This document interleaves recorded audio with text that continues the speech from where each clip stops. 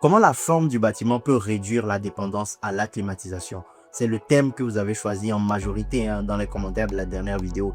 Même si certains ont préféré l'optimisation algorithmique que j'ai présentée sur le projet en Côte d'Ivoire, on va y revenir.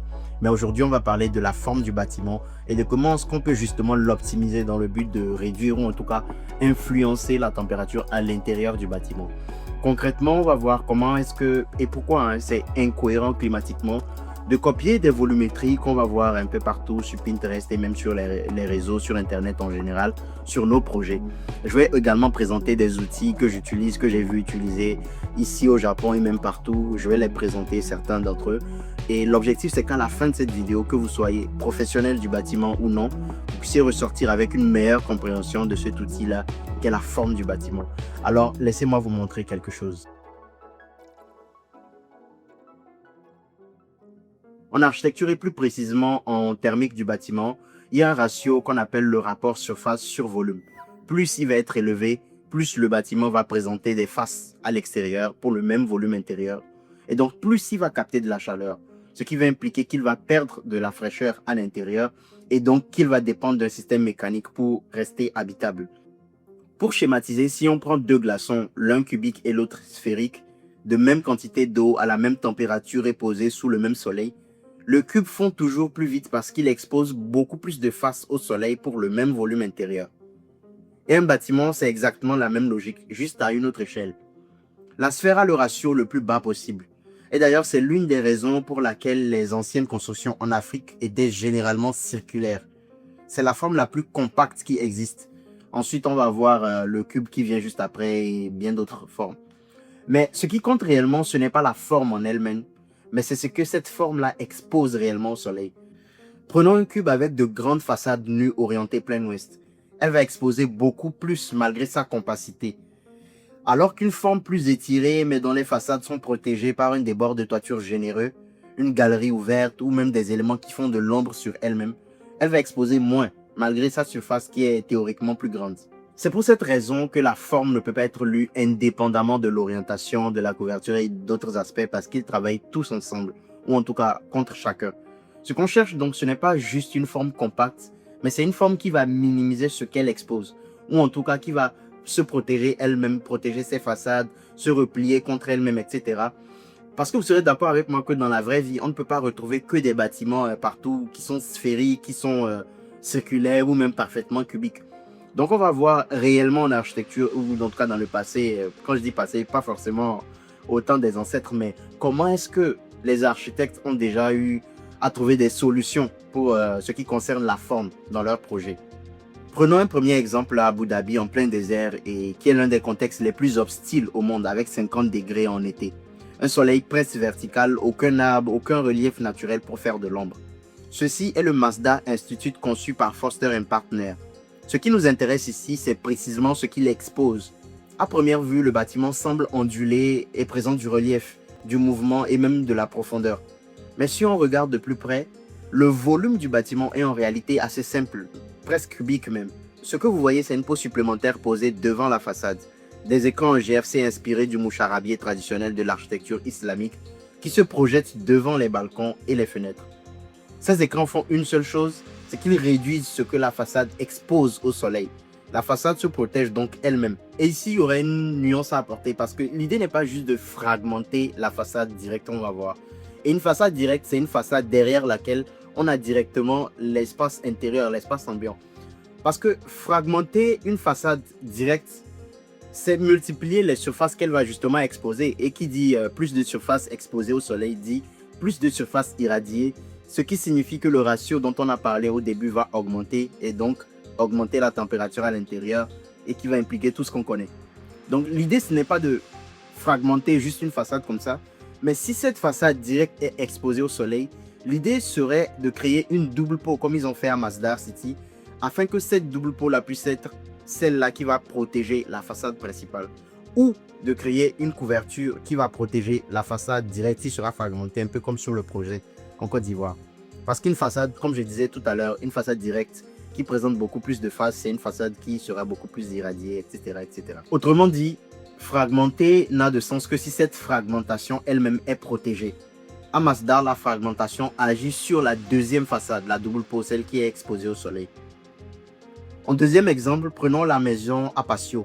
Elle existe en Afrique du Nord, au Moyen-Orient, en Espagne andalouse, en Asie du Sud et sous des formes proches en Afrique subsaharienne avec la cour intérieure. Le principe, il est différent, mais la logique, elle est la même. Réduire ce qu'on expose. Le bâtiment se replie autour d'un vide central. Les façades intérieures se font de l'ombre mutuellement et la surface exposée au soleil direct est donc réduite au minimum. En réalité, tous les choix qu'on fait en architecture doivent avoir un sens, que ce soit la hauteur d'une porte. Pourquoi est-ce qu'on va partir sur 2 mètres? Pourquoi 2 mètres 10? Pourquoi 2 mètres 20?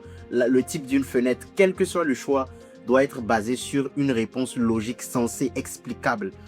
Et c'est le mal qu'on a généralement en Afrique parce que on fait des choix par esthétisme, on fait des choix parce que ça marchait ailleurs, mais on ne va pas forcément se poser la question, faire des recherches sur le sens de pourquoi est-ce que ça marchait ailleurs et pourquoi est-ce que ça devrait marcher dans notre contexte. Et pendant plus de 3 ans, j'ai fait des recherches auprès de plus de 120 architectes sur les 5 continents et ce travail de recherche a mené à un livre qui s'appelle Concept, que en tout cas je prendrai le temps de vous présenter dans une autre vidéo. Mais ce que j'ai découvert à la fin de ce travail et même pendant le travail, c'est qu'ils ont ce truc-là en commun, qu'ils prennent le temps de comprendre pourquoi quelque chose a fonctionné avant même de s'en inspirer. Je consacrerai une vidéo entière à ce livre-là et pour ceux qui seraient intéressés, il est disponible sur Amazon et même en Afrique. Les liens sont en commentaire. Mais revenons à la forme. Vous serez d'accord avec moi, donc on ne peut pas juste copier des blocs de volume qu'on a vus sur Pinterest ou sur Archdaily ou en tout cas sur tout ce qu'on peut voir sur Internet, sur nos projets sans comprendre pourquoi ils fonctionnent et comment est-ce qu'on devrait les appliquer dans notre contexte. Foster & Partners a conçu Masdar avec des équipes entières, des logiciels lourds, des budgets colossaux.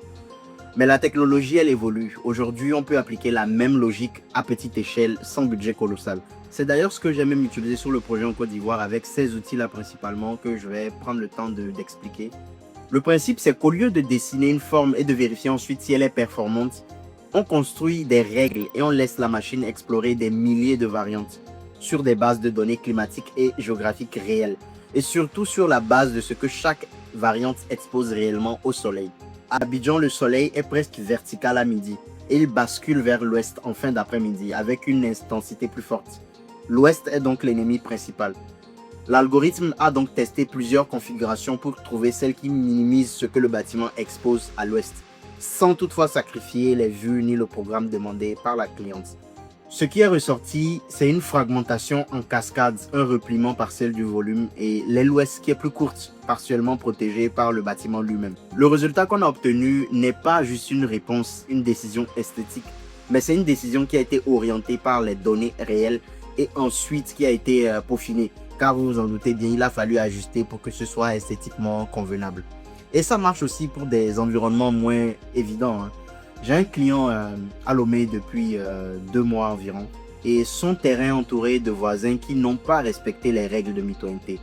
Le site est donc quasiment étouffé. C'est une situation qu'on retrouve très souvent en Afrique de l'Ouest. En école d'architecture, on apprend que les vents dominants viennent du sud-ouest, ce qui est vrai en théorie. Mais dans la réalité, les bâtiments voisins dévient les flux, créent des turbulences, bloquent même certaines directions complètement. Ce que le site expose réellement au vent est donc très différent de ce que la théorie prédit. Alors on a analysé en conditions réelles et on a optimisé les surfaces les plus exposées au soleil. Ce qui a donné un projet assez original, conçu dans un contexte spécifique, pas une forme qu'on aurait trouvée intuitivement sur Pinterest ou ailleurs. Je verrai avec le client dans quelle mesure je vais présenter l'ensemble du projet sur YouTube pour ceux qui seraient intéressés. Mais ce qui est intéressant, c'est que les résultats qu'on obtient après optimisation, dans tous les projets, semble reprendre ce que les architectures vernaculaires avaient trouvé. Pas forcément en Afrique, mais dans toutes les régions qu'on peut observer. Les résultats qu'on obtient, je ne dis pas qu'ils ressemblent exactement, mais ils reprennent beaucoup de choses en tout cas que les architectures vernaculaires présentaient. Ça montre une chose, c'est que la machine n'invente pas, mais elle précise ce qu'on avait déjà. Et donc, tant qu'on ne va pas chercher à comprendre pourquoi est-ce que les choses se faisaient comme elles se faisaient, on passe à côté de quelque chose de très important.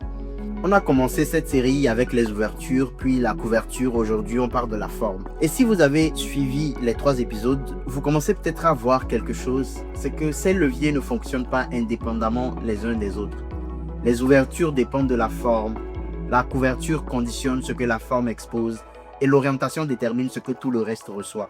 Et plus on travaille ces leviers ensemble, moins le bâtiment a besoin d'un système mécanique pour compenser ce qu'on a mal conçu. Il reste bien évidemment d'autres leviers, hein, l'orientation, les matériaux. Les matériaux, je sais que cette vidéo fera beaucoup de haters, mais bon, dites-moi en commentaire en tout cas. Et il y a la vidéo du livre aussi qui arrive. Dites-moi en commentaire ce qui vous intéresserait de voir prochainement.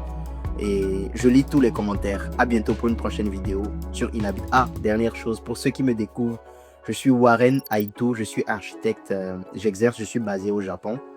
Mais j'ai exercé d'abord en Afrique avant de m'installer au Japon. Alors, je suis aussi auteur, comme je l'ai mentionné dans la vidéo. Et à bientôt pour une prochaine vidéo sur Inhabit.